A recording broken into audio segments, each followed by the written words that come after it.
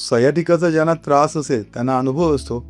बेडवरून ज्याला हे रुग्ण सकाळी उठतात त्याला त्यांना उठवत नाही, कारण की त्याला त्या वेदनाची तीव्रता फार असते. आणि मग दिवसभर हळूहळू काम करायला लागलेत ना की मग वेदना तेवढ्या तीव्र नसतात, पण संध्याकाळ झाली की परत कमरेपासून त्या पायाच्या बोटांपर्यंत अशा चमका किंवा कळा चालू होतात.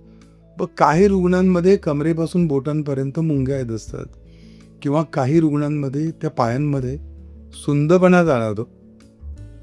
इव्हन मांसपेशींमध्ये अशक्तता असते, खालच्या पिंडीतल्या मांसपेशींमध्ये थोडं दौर्बल्य जाणवतं. इव्हन काही पेशंट्समध्ये हिस्ट्री असते की चप्पल सुटलेलं, चालताना चप्पल सुटलेलं सुद्धा कळत नाही, तेवढा नमनेस असतो.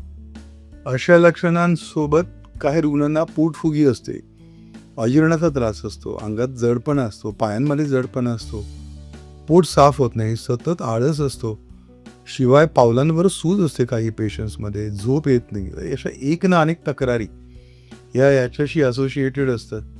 आणि अशा सगळ्याच तक्रारी जर तुम्हाला असतील ना तर तुम्ही अजिबात वेळ दौडू नका, कारण की आयुर्वेदामध्ये खूप प्रभावी औषध असतात अशा आजारांसाठी. एक लक्षात ठेवत, जेवढ्या जास्त वेदना तेवढा गंभीर आजार, आणि तेवढा गंभीर आजार म्हणजे लगेच ऑपरेशनची शक्यता. हा गैरसमज पहिल्यांदा तुम्ही दूर करात, कारण की कितीही वेदना किंवा वेदनेचे गांभीर्य असेल ना तरी हल्ली खूप प्रभावी औषध असतात की साधारण 1-2 दिवसात तुम्ही जर औषधे व्यवस्थित घेतलीत ना तर तुमच्या वेदना हमखास कमी होतात.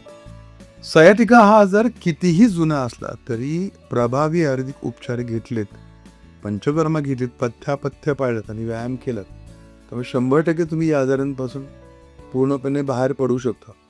अगदी तीव्र वेदनेमध्ये घरगुती स्वरूपात निर्गुंडीचा पाला सगळ्यांना माहिती असतो, किंवा पारिजातकाचा जी पानं असतात त्याचा रस काढत तो रस जरी केलात ना तरी तुमच्या ज्या सयाटिक नर्वची जी सूज असते ना ती सूज कमी होते. मग त्याच्यासोबत इतरही काही औषधं, काही गुगळं द्यावी लागतात. पंचकर्मातील उपचार हे न चुकता घ्यावेत. तर ज्याला सयाटिकाचा उजव्या किंवा डाव्या पायाला वेदना असतात त्यावेळेला त्या पायातल्या विशिष्ट रक्तवाहिनींमधून रक्त काढलं जातं, आणि त्याचा परिणाम त्या नर्वची जी सूज असते ती पण कमी होते, शिवाय वेदनासुद्धा कमी होतात. विविध कर्माने तर त्वरित वेदनाशमन दिसतं आपल्या प्रॅक्टिसमध्ये. अग्निकर्म चिकित्सा आहे, बस्ती चिकित्सा आहे, कटिबस्ती आहे, पत्रपिंड आहेत.